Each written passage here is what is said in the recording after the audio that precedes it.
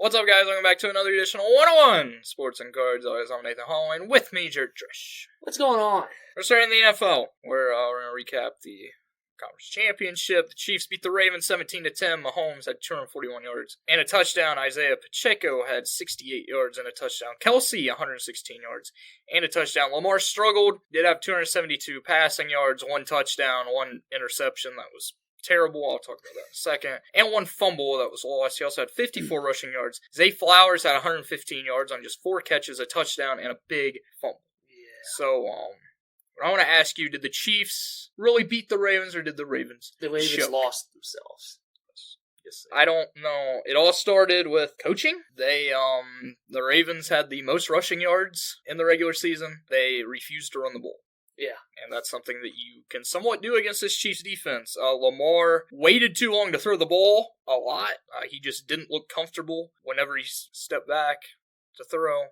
The interception was unbelievable in triple coverage. I don't know what he was thinking. Yeah. It kind of all started with Zay Flowers, though, that fumble that ended up happening after he got the taunting penalty, which maybe shouldn't have been called, but it wasn't the ref's fault. And some people, Ravens fans, will blame the refs because you just don't want to admit that Lamar Jackson is a choker. John Harbaugh, this is, I believe, his 4th time in the AFC Championship game. He's been to the Super Bowl once. Their defense, although they stopped Kansas City in the second half, they could not stop Travis Kelce at all in the first half. And this was one of the best, this is the best defense since like 2012 of any team, statistically. It was just a bad game for them. The 49ers came back from 17 down at halftime to beat the Lions 34-31. Purdy had 267 yards, touchdown, and a pick. Christian McCaffrey, 90 yards and 2 touchdowns. Jared Goff, 273 yards and a touchdown. David Montgomery, Jahmyr Gibbs, and Jameson Williams all had a rushing touchdown, including Jameson Williams. 42-yard touchdown that started. What can I say? Bad coaching. Way too aggressive. Yeah. Take field goals. If you're Dan Campbell, I know you've done it all year. You're an aggressive coach. When he came in his first press conference, said they were going to bite the kneecaps. Sometimes you don't need to bite the kneecap. Sometimes you just need to let the kicker kick. Yeah. That's the sole reason they lost this game. And they also did not run nearly enough in the second half. They were able to run the ball so well in the first half with Montgomery and Jahmyr Gibbs. And then they just gave up on it in the second half. I don't know why. But 49ers they were not the better team. The Lions were the better team in this game. They just choked it away. Their Super Bowl will be Chiefs and 49ers for the second time, and I don't remember when their last one was. Was it 2020? I don't know. We'll preview it next week. I'm not going to get into it this week because I'm not going to get into any football this weekend because it's the Pro Bowl, and frankly, nobody cares. You know why nobody cares? Because there were so many people that opted out from the AFC that C.J. Stroud did make it in, which he should have been already. You know who another quarterback who made it in was? Gardner Minshew made the Pro Bowl. That's about as bad as a few years ago whenever Tyler Huntley, whenever he started like 5 games for the Ravens, made the Pro Bowl. Can we just get rid of it? Please. Please do. Some coaching news. The Seahawks hired Ravens defensive coordinator Mike Macdonald as their head coach. I love this move. The Seahawks, with Pete Carroll moving up in the system, or being the coach, this is a perfect fit. It's going to be a huge loss to the Ravens, their defense. Mike Macdonald is going to make a great coach. The Seahawks were already good. The thing that they weren't good at was defensively. Yeah. They're not good defensively. This is going to change that. The Steelers hired Arthur Smith as their offensive coordinator. I don't know why. I'm not going to comment on it. Steelers fans, be in for a long year. The Packers also hired a defense coordinator. They hired Boston College's defensive coordinator because him and Matt LaFleur are good friends. Let's not hire anybody who's reputable. Let's just hire people who we're friends with. On to the association. Getting some all-star news. Steph Curry and Sabrina Ionescu are set to compete in a 3-point shootout at All-Star Weekend. If Curry wins, it looks bad. If Curry loses, it really looks bad. So either way, it's a lose-lose. The Eastern Conference starters are Giannis, Embiid, Tatum, Halliburton, and Lillard. Do you agree with them? Probably not Dame, but I don't know if any other point guards. I agree, not Dame. It should have been either, as the other guard, it should have been either Donovan Mitchell, who's been on fire, but it should have been Jalen Brunson, who should be in the MVP race because the Knicks are playing unbelievable and he's having a great year, but nobody's talking. The West starters are LeBron, KD, Jokic, Luka, and Shea. I agree with all. Yeah, I do too. I did not vote for Durant because I voted for Wemby. to get him in, basically because I don't like Kevin Durant. But He does as well. he does, yeah. I'm playing great. The reserves are going to be announced Thursday or tonight, whenever you're listening to this. The NBA draft is set to expand to 2 nights starting this year, this summer in June. So, Is it going to be first round, second round? Yeah. So no one's going to watch second. no, I think people will actually watch the second round because it 7 took hours long. so long, and they never do it on a weekend. Yeah. Patrick Williams is out 2 weeks with a foot injury for the Bulls. Again, he's always home. He's averaging like 10 points a game. He's been actually okay this year. This is the first time he's been hurt. The league is looking into Joel Embiid missing a game against the Knicks, where he was not put on the injury report. Of course, missed that game, came back, played last night, and got hurt again. I believe he can only miss 5 more games. I think it's 3. Okay. 3 more games. He's going to miss their game on Friday. More than likely, he's not going to win MVP because of this. And everybody's bitching about it. Be on the court. Yeah. Just be on the court. The Celtics lead the Bucks by 4.5 games. In the East, the Knicks have won 8 straight. They are third in the East. The Heat, all of a sudden, they've lost 7 straight. There are rumors that they could trade Jimmy Butler before next week's deadline. I'll talk about that in a second. Timberwolves lead the Nuggets by half a game. The Thunder by 1 game after the Thunder have lost 2 straight, including one to the Timberwolves. The Clippers are 8-2 in their last 10 games, and the Kings have won 4 straight. The trade deadline is next Thursday, February 8th. We will give our predictions next Wednesday because I didn't want to go through them today because there's not very many rumors. It's the same people. It's been quiet. It's the same. The only people that have been talked about, besides now Jimmy Butler, is DeJounte. DeJounte's like the only person, besides Pascal Siakam, who already got traded. I feel like it's going to be a good deadline, though, because without everybody talking, there's going to be some... It's just going to pop up. Yes. And I'm going to watch what the Lakers do, because LeBron is not happy at all right now. So, also talking about LeBron, he signed with DraftKings, so he will be giving his NFL predictions on DraftKings next season. If you have been on Twitter and seen LeBron's NFL predictions... I would not bet his way. Out of the MLB, the Orioles sold for $1.725 billion to a group of people that includes Cal Ripken Jr. as part owner. Yeah, Cal! Vlad Jr. is on the cover of MLB The Show. They could have picked, I love Vlad, just because he won the home run derby doesn't mean crap. In all honesty, it should have been Acuna. Yeah, heck, even Ellie over him. This is 2 straight years of just... kind of poopy couples. Because who asked for Jazz? Honestly. No one asked for Jazz. Give me Bo. Bo would have been better. This is the first time that a senior and a junior have both been on the cover. Yeah, because his dad Vlad was... Senior was on it. 8, right? Is it 08? Yeah. The Blue Jays, talking more about the Blue Jays, they signed Justin Turner. It's a good veteran. The Mariners got Jorge Polanco from the Twins for Gabriel Gonzalez, who was the 79th ranked prospect. Justin Topa and Anthony Desclafani. You like that? I love it for the Twins. Jorge Polanco's kind of sucked the past couple of years. Ever since, I think it was 17 or 18 when he had that MVP stretch where it was really hot. He's been a solid player, but the Twins have infielders, which means that clears space for Brooks Lee to come up probably. Maybe another prospect.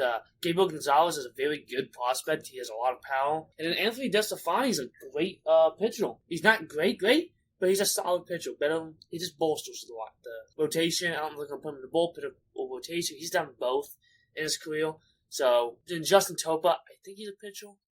Yeah. I haven't heard much about him, but I like it for the Twins. I think the Twins won this trade by a lot. They also got another pitching prospect that I've never heard of, and ESPN didn't even have a link to him on the thing. So, That's nice. Didn't even really want to put him on there. The new top 100 prospect list came out by MLB Pipeline. Number 1, I'm going to go through the top 10. Number 1 is Jackson Holliday. Number 2 is Jackson Churio. Number 3 is Paul Skeens. 4 is Junior Caminero. 5 is Evan Carter. 6 is Wyatt Langford. 7, Dylan Cruz. 8, Ethan Salas. 9, Colson Montgomery. And 10, Walker Jenkins. The Cubs lead with 7 top 100 players, although none of them are top 10. Of course, you see the Rangers are pretty set. Yeah. Reds have 6, with the second most in the top 100. And Nuova is 20. No, he's 16 or 17. My Nationals only have 3, but 2 are in the top 12. Anything you don't agree with? Paul Skeens way too high. Yeah, he's way too high. He's not ahead of Junior Caminero, in my opinion. I don't think he's ahead of Evan Carter or Wyatt Langford. I don't know if I'd put him over Cruz. Salas, that's kind of too high, just because he's too young. I don't know who Walker Jenkins is. He's very good. He plays for the Twins. He's very good. He showed a lot of promise. And he's a guy that I'm going to chase in Bowman this year because he was not in Bowman draft. He's in Bowman this year. So he's in the draft. He was in the draft, yes. I think he was the 7th pick. Very good. Tall kid. He's a tall, big dude, you know. He's basically Wyatt Langford, but left-handed. Of course, there's going to be a lot of these guys that are going to be on the big league roster this season. Yeah, I mean, over half of them will. Heck, even Ethan might. Who knows? I'm going to say probably all but Ethan will be on a roster. I don't think Walker will be. He'll be a mid-season call-up, probably. He'll probably start in AAA. I said during the season! Oh. Not the opening day roster. I mean, most of these guys will be on the opening day roster. Junior Odie is. Evan Carter Odie will be. I think Wyatt will be. Jackson Holiday will be. Yeah, I think Chuyo will be. They signed him to that. Skeens might? I think it'd be a little too early for Skeens. Dylan Cruz will. Yeah. Montgomery will because they got rid of Tim Anderson. So he will be. Salas, I don't think so. I think he's too young still.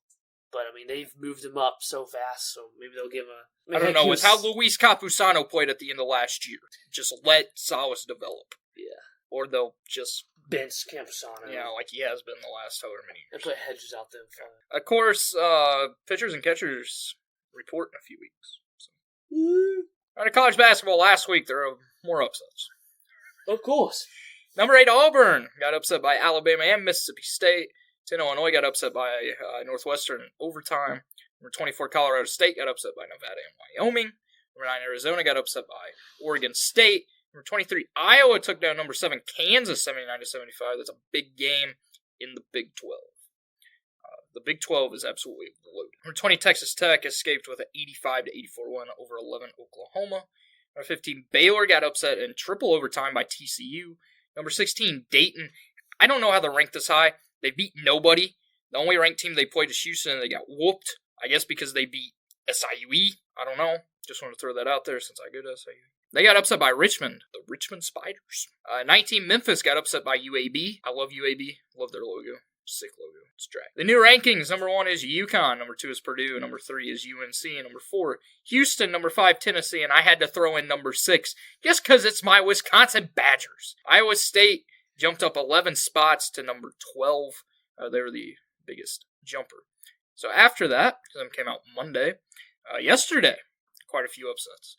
Number 5, Tennessee got upset by South Carolina. Number 3, UNC got upset by Georgia Tech by a point. And then number 25, TCU took down number 15, Texas Tech, 85-70. So games of the week, there are some pretty good games this week. It all starts on Saturday. It will be number 4, Houston, taking on number 8, Kansas. Big game in the Big 12. Big game in the ACC. Number 7, Duke. Number 3, UNC. Best rivalry in college basketball. Maybe in all sports. Number 12, Iowa State. Number 18, Baylor. And number 5, Tennessee versus number 10, Kentucky in a big game in the SEC. On Sunday, a big game in the Big 10. Number 2, Purdue takes on number 6, Wisconsin. And on Tuesday, number 22, BYU takes on number 23, Oklahoma. If this is what we have to look forward to for March Madness, it's going to be fun. It's going to be fun just watching them before March Madness, though. NIT. Conference Championship. Nobody cares about the NIT. On other sports, Matthew Pavon won the Farmers Insurance Open. The AT&T Pebble Beach Pro-Am is this weekend. Anybody in it? There's going to be a lot of people in it, including a lot of celebrities, other sports stars, because since it's the Pro-Am. I know Josh Allen, Peyton Manning, they're playing in it. Mahomes was supposed to. Clearly, he's not going to now. Probably Charles Barkley. Yeah, Chuck! Everybody just wants to see him golf. It's kind of funny. A lot of other guys. NASCAR returns with the Clash at the Coliseum this Sunday. Who wins? It's always tough to pick the first race of the year in a non-points paying race. And on a track that is just bumping one. We'll start off hot. We're going to go Kyle. Going a different Kyle. I'm going Kyle Busch. Is it Yannick? Is it I think it's Janik. Janik. Oh. Janik Center upset Novak Djokovic and then upset Daniel Medvedev to win the Australian Open. It was a great match. Sinner went up 2 sets. I did not watch the Medvedev. I did watch him versus Novak. Yeah, it was a good match. Good final. I will say what I did watch. I did watch Arina Sabalenka beat Qinwen Zhang to win the Australian Open women's side. Yes, I watched it. It's fun, isn't it? I wasn't really paying that much attention. I was using the VR headset, so I wasn't really paying attention. I was listening to it, though. Yeah. My dad was like, how could anybody watch this? Yeah, I like it. It's fun to watch. It just takes a long time sometimes. Some matches take 3-4 hours. It's very long. Some F1 news. F1 decided to turn down Andretti moving in with Cadillac for 2025. So the next time they could do it is 2027, I believe. Although they did say that they were going to allow him to be in it. But, the FIA isn't always smart. Do you have anything else? Baseball is almost back. So, enjoy college basketball this weekend. Enjoy the NBA. Don't watch the Pro Bowl. Maybe if they get, not very many viewers like they already do, maybe they'll eventually just scrap. We can hope. Do they even the only good football or is it flag football? It's flag football. The only good thing that happens is the skill showdown and dodgeball. Dodgeball is so fun to watch. Other than that, enjoy NASCAR. Enjoy the Pebble Beach Pro-Am. I will watch the Pebble Beach Pro-Am. I love watching all these celebs come in and play golf because a lot of them are good. I will watch NASCAR this weekend as well. Thank you guys for listening. Back here next week. Peace.